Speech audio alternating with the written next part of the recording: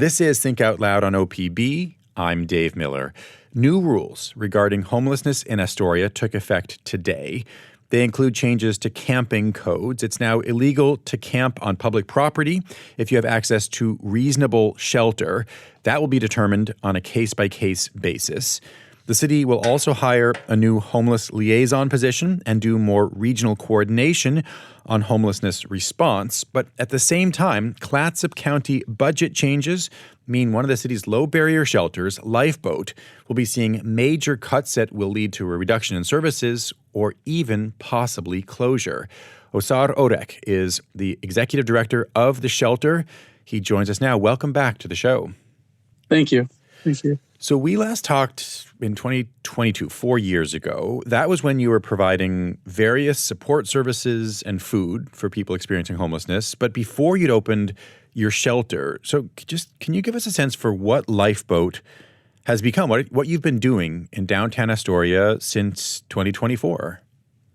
Okay, so since moving into the 1040 commercial space, which we provided day shelter services to our unhoused populations here in Astoria, the last we spoke. We have began shelter operations at that same location at 1040 Commercial. We discontinued our day services and replaced those with 22 shelter beds.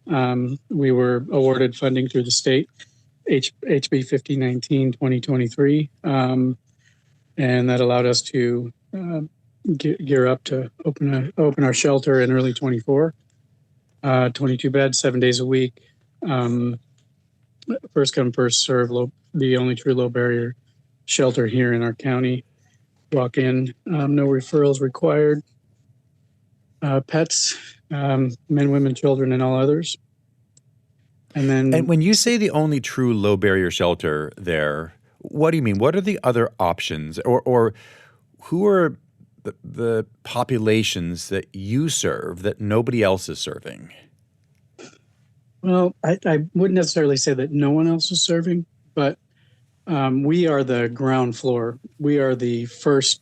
We're basically the touch point for our unhoused population. So almost every unhoused person who has been housed through, for instance, Clatsop Community Action, who is the largest houser here in Clatsop County,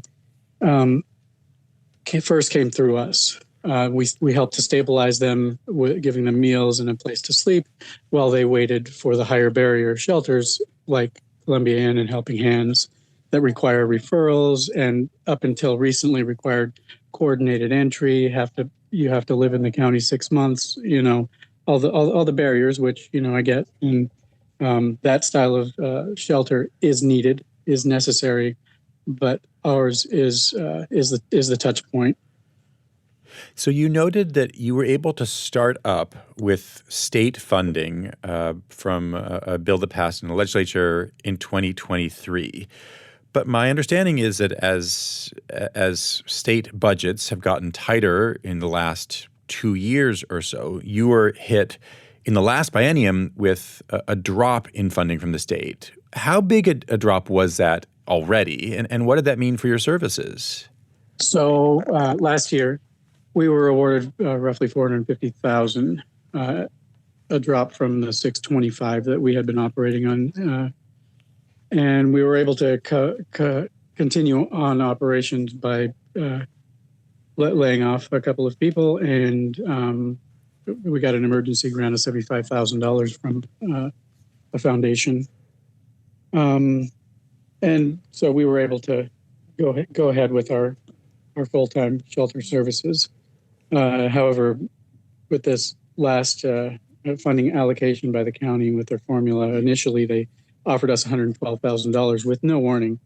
There were no conversations beforehand. There was nothing until an email that we received last month with the sub-recipient agreement. Basically, here, go ahead and shut down is how it felt to us, because there had been no prior conversations, and they know full well that $112,000 is not going to allow us to operate our shelter for 12 months. And in the sub-recipient agreement, it stated that we had to continue operations as normal, $412,000. And we had to basically guarantee that, or they would take the money back and redistribute it among the other providers.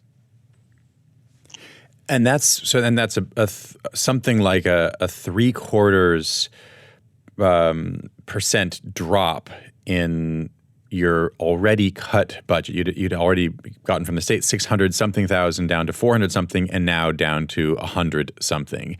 Yeah, and the only way you can get that money is if you can guarantee the same level of service that you'd been providing after having gotten much more money. Do I understand that correctly? Absolutely, and they never reached out. Like I said, the county never reached out. The county admins didn't reach out to us to say, hey, this is likely what's going to be happening. There was no prior warning whatsoever. We didn't have a seat at the table over the funding formula that the county unilaterally imposed upon us. It's just there's a lack of transparency and collaboration. And that's basically what we're demanding right now is transparency. The multi-agency coordination group, which was formed as a mandate by the state during the first round of funding to create collaboration, has not been utilized to do so. Funding formula created by the county and real conversations about the system were never had in any meaningful way in these meetings like they were supposed to be. LiFEBoat wasn't made aware, like I said, of the county's plan to distribute this year's funding until we were emailed the sub-recipient agreement. It's just not, it's not equitable. It's not, we don't feel it's ethical the manner in which the county has operated. I should say that we did reach out to the Clatsop County chair, who was unable to join us today. We may be able to talk to somebody from the county in the coming days. But I want to turn then to what options you see right now going forward. Right now, we are lobbying the state. We have many supporters who have done the same, lobbied the state and the county commission to do something different, which they did. They were going to vote in the $112,000 subrecipient agreement with the extremely skewed funding formula that they created, which largely supports the two largest providers in our county with the most resources. And now they changed it to where it's, quote, even, so that they're funding each bed at the same amount across all of the shelters, but they're not taking into account the, I believe it's around 70% that the state is requiring be low barrier. And they scrambled when we brought that up after they handed out the $112,000 subrecipient agreement. And we reached out to the state and we reached out to the county, and then they scrambled all of a sudden. The other two major shelters, Helping Hands and CCA, scrambled to change their operations so that it more closely matched the state's requirement of 70% low barrier, but still not quite getting there, because up until recently, like I said, they were doing coordinated entry. You had to make an appointment that was sometimes 6 weeks out. So someone who's unhoused, doesn't have a phone or a way to keep track of time, is supposed to keep an appointment 6 weeks out. And then when they get to the appointment, they did a coordinated entry, and then they weren't even guaranteed to get placed on a list. That coordinated entry, they utilized metrics to decide whether those people even got on a list. And then they didn't keep track of the list. There was no way for them to get a hold of individuals because they never reached out to us, because most of those individuals utilize our services and they could have very easily. It's just been really not, this whole process has just not been equitable. It's not, and we need low barrier services like we provide. And if they continue on with what they're doing, they're going to shut us out. And I believe that that's been the plan from the beginning. I want to turn briefly to the other issue that I mentioned, which is the new city codes, which are just taking effect today, now saying that it's illegal for people to camp on public property knowingly if they have access to, quote, reasonable alternative shelter. And then the specifics are going to be determined on a case-by-case basis. What's your best understanding of what that's going to mean in practice, what that will actually mean for people who are currently sleeping outside in Astoria? It's going to make it extremely stressful for them. The fact of the matter is that even without our potential closure, we don't have enough beds across the system for all the people who are out in tents and on the street in Astoria. That's and in Clatsop County, we do not have enough beds. So for them to impose that, in my opinion, rides the line of legality and opens the city up to litigation. We simply do not have enough beds, and especially we are the only walk-in. The fact of the matter is the county did not apprise the city council of what they were doing, likely because they didn't want it to get back to us. But they didn't tell the city council that they were planning on basically defunding us by offering us a ridiculous amount of money to operate our shelter. And we were a major piece in the city's plan at that time, this plan that they're rolling out now, to shelter first or whatever they're calling it.